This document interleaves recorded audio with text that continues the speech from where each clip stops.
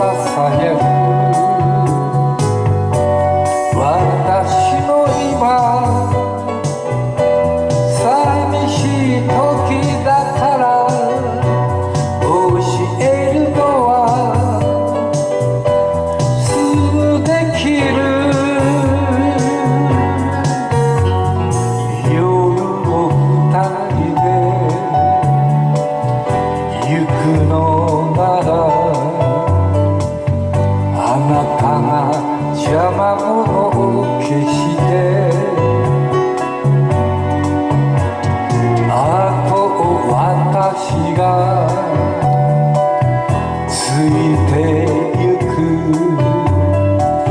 あなたの足跡を消して風の音に届かぬ夢を乗せ夜の中へ紛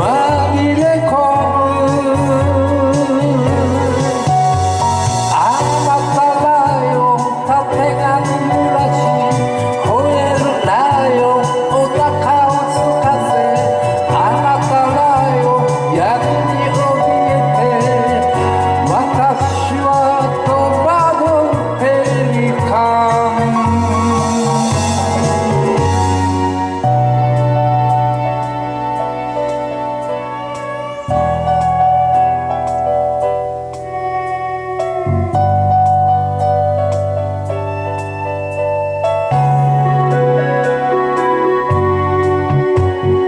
あなた